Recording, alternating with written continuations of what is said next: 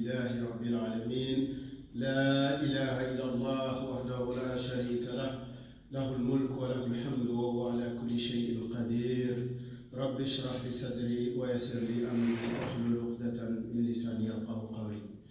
Chers frères et sœurs, la vie est faite de haut et de bas. Nous tous ici avons des défis à relever, chacun à son niveau, avec ses épreuves, avec ses difficultés. Mais si on s'arrête un instant sur notre magnifique religion, elle contient les éléments qui peuvent nous permettre de rester debout face à ces épreuves, les éléments qui peuvent nous permettre d'acquérir la sérénité nécessaire pour faire face à ces épreuves. Nous avons besoin d'une tranquillité au niveau du cœur, mais aussi au niveau de l'esprit pour faire face à ces épreuves, surtout dans le monde que nous vivons actuellement, où les bouleversements de toutes sortes nous interpellent de partout, où chaque quotidien est un défi à relever. Comment faire face? Ça ne dépendra pas de notre force, ça ne dépendra pas de notre intelligence, mais on peut aller chercher au fond de cette religion un raisonnement que je vais vous partager, Inch'Allah, sur 4 points qui peuvent véritablement nous permettre de venir à bout de ces épreuves. Premier élément, la croyance en la prédestination. Nous le savons tous, les choses ont été écrites avant notre arrivée sur terre.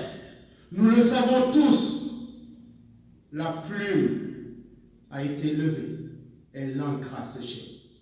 Dans un hadith prophétique rapporté par Tirmidhi, le prophète sallallahu alayhi wa sallam nous dit: si toute la communauté s'unissait pour te faire du bien, tu n'auras que le bien qui t'a été destiné. Mais si toute cette communauté s'unissait pour te faire du mal, il n'y a que le mal qui t'a été prédestiné qui peut t'atteindre. La plume a été levée et l'encre a séché. Ce hadith, médité profondément, nous montre à quel point il n'y a aucune raison de cheviller, il n'y a aucune raison de trembler face à l'épreuve. La prédestination ne veut pas dire sombrer dans l'inactivité, ne veut pas dire rester les bras croisés et attendre. Allah subhanahu wa ta'ala nous a donné une tête pour réfléchir. Il le dit dans le Saint-Coran qu'il s'adresse aux ulul albab, les gens qui réfléchissent. Nous avons un libre arbitre, nous avons une capacité à juger, nous avons une capacité à agir face aux épreuves qui accablent notre existence. Mais nous agissons par les membres. Mais le cœur est lié à Allah subhanahu wa ta'ala, l'infaillible, celui qui n'échoue jamais, celui avec la volonté de qui tout finit par s'accomplir, et celui sans la volonté de qui rien ne peut s'accomplir. Allah subhanahu wa ta'ala. La croyance avec fermeté en la prédestination est un pilier sur lequel nous pouvons nous reposer pour véritablement rester debout et garder l'œil ouvert face à n'importe quelle difficulté de notre existence. Le deuxième pilier, Allah subhanahu wa ta'ala nous dit dans le Saint-Coran qu'il ne met sur aucune âme une charge supérieure à sa capacité. La yukallifullahu nafsan illa wus'aha. Ça veut dire quoi? Ça veut dire quoi concrètement? Qu'en tant que croyants, nous devons avoir la ferme conviction que les épreuves que nous allons traverser dans notre existence non seulement étaient écrites avant, mais sont faites sur mesure. On est capable de les surmonter. Allah subhanahu wa ta'ala nous a dotés d'un potentiel inouï, une capacité à faire face aux épreuves. L'épreuve qui arrive, et lui-même il le dit, qu'il ne met sur aucun homme une charge supérieure à sa capacité. Le message que ça envoie, c'est que quelle que soit la dureté de cette épreuve, tu as ce qu'il faut en termes de ressources pour véritablement rester debout. Alors, il ne faut pas faiblir face à l'épreuve. Il ne faut pas se dire c'est fini. Il ne faut pas se dire c'est impossible. Tant qu'on est avec celui sans qui la victoire n'est pas possible, Allah subhanahu wa ta'ala, le premier sans début et le dernier sans fin. Tant qu'on est avec lui, avec fermeté et conviction, on doit véritablement garder à l'esprit et dans le cœur qu'on peut surmonter les épreuves qui vont jalonner notre existence. 2 piliers. La croyance en la prédestination. Ensuite, la prise en compte effective du fait que cette parole d'Allah subhanahu wa ta'ala consistant à nous dire des épreuves, il y en aura, mais attention, vous avez ce qu'il faut pour faire ce qu'il faut, parce que encore une fois, c'est Allah subhanahu wa ta'ala qui le dit, je ne mets sur aucune âme une charge supérieure à sa capacité. Astaghfirullah.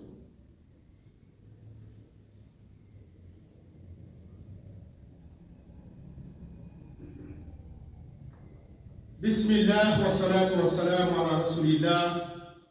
Encore une fois, l'humanité traverse un moment historique, des jours historiques, une période historique.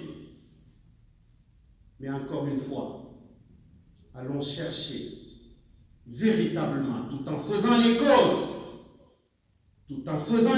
je l'ai dit tout à l'heure, la croyance à la prédestination ne veut pas dire sombrer dans l'inactivité. Je reste les bras croisés, je ne fais rien. On fait ce qu'il faut, tous les jours, mais on est convaincu que la victoire n'est possible qu'avec l'aide de celui qui a créé le ciel et la terre et de ce qu'il y a entre nous. 3e pilier qui nous permet de rester debout face aux épreuves, c'est cette promesse d'Allah subhanahu wa ta'ala qui est haq, qui est vérité. Il nous dit clairement dans le Saint-Coran, derrière chaque difficulté, il y a une facilité.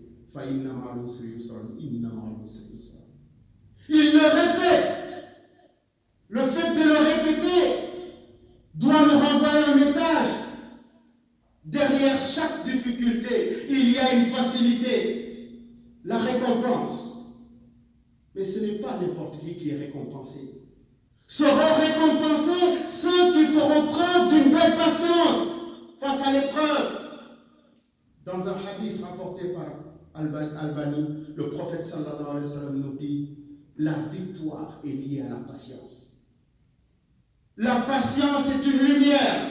La patience est la clé du salut. Mais on ne parle pas de cette patience du bout des lèvres. Une patience avec les actes. Une patience dans le cœur.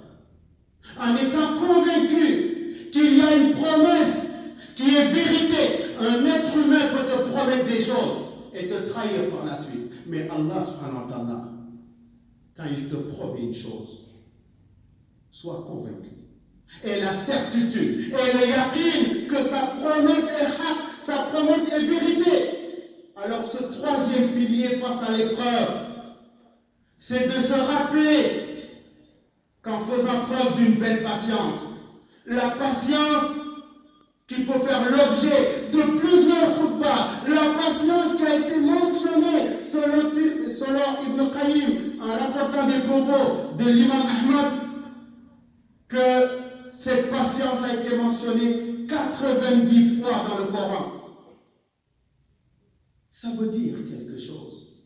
Ce n'est pas tout le monde qui a la capacité de patienter. Il y en a qui patientent avec les mots en disant Alhamdulillah, mais ça ne vient pas du cœur.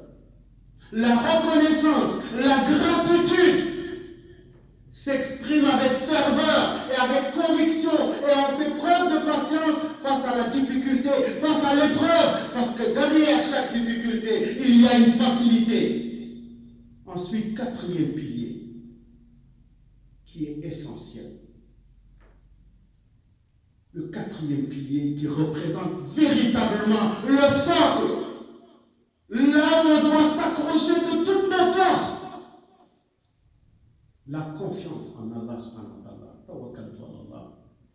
Hasbunallah wa ni'mal wakil. Celui sans qui rien n'est possible, mais avec qui tout devient possible. Kun fayakun, soit et la chose est. Le fait de s'accrocher à lui, le fait de lui faire confiance, je l'ai dit tout à l'heure, tu peux faire confiance à un être humain. Combien de papas ont trahi leurs enfants? Combien d'enfants ont trahi leurs parents? Combien de femmes? Combien de maris? Mais Allah subhanahu wa ta'ala, jamais il ne laisse tomber celui qui s'accroche à lui. Jamais il ne laisse tomber celui qui lui fait confiance sur toute la ligne. Croire en Allah est facile, mais avoir confiance en Allah, ce n'est pas donné à tout le monde. Ça se cultive au quotidien. Se rappeler que rien n'est possible sans son aide, sans sa volonté. Et lui faire confiance sur toute la ligne. Quel que soit ce qui se passe devant nous.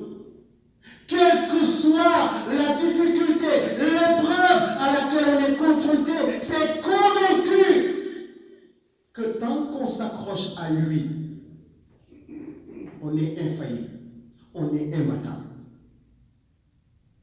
Lui qui a créé le ciel et la terre, est-ce qu'il y a entre les deux? Lui qui nous a créés à partir de rien.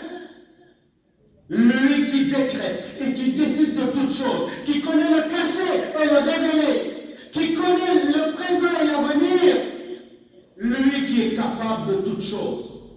Accrochons-nous à lui et nous lui demandons, par ses plus beaux attributs, nous lui demandons par ses plus beaux noms, de nous assister dans toutes choses, de nous guider partout et toujours, de faire de nous des personnes qui l'adorent, lui et lui seul. قل هو الله أحد الله الصمد لم يلد ولم يولد ولم يكن له كفوا أحد. De l'adorer lui seul, sans l'associer à quoi que ce soit, de se lever pour lui en le remerciant, mais de se coucher en le remerciant. La gratitude envers Allah subhanahu wa ta'ala, c'est facile de le dire, mais c'est difficile de le vivre.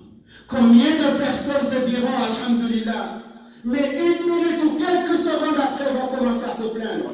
Quand on remercie Allah subhanahu wa ta'ala, c'est parce qu'on a réalisé en âme et en conscience ses bienfaits sur nous. C'est parce qu'on a réalisé en âme et en conscience qu'il nous est impossible de dénombrer l'ensemble de ses bienfaits sur nous-mêmes, sur notre vie. Nous lui demandons à Allah subhanahu wa ta'ala d'être notre guide partout et pour toujours. ربنا آتنا في الدنيا حسنة وفي الآخرة حسنة وقنا عذاب النار. ربنا ظلمنا أنفسنا وإن لم تغفر لنا وترحمنا لنكونن من الخاسرين. اللهم أكفني بحلالك عن حرامك وأغنني بفضلك عمن سواك. اللهم إني أسألك الهدى والتقى والعفاف والغنى. يا حي يا قيوم برحمتك أستغيث أصلح شأني كله ولا تكلني إلى نفسي طرفة عين. ربنا آتنا من لدنك رحمة وهب لنا من أمرنا رشدا ولا حول ولا قوة إلا بالله. اللهم صل وسلم على نبينا محمد. سبحان ربك رب العزة عما يصفون وسلام على المرسلين والحمد لله رب العالمين.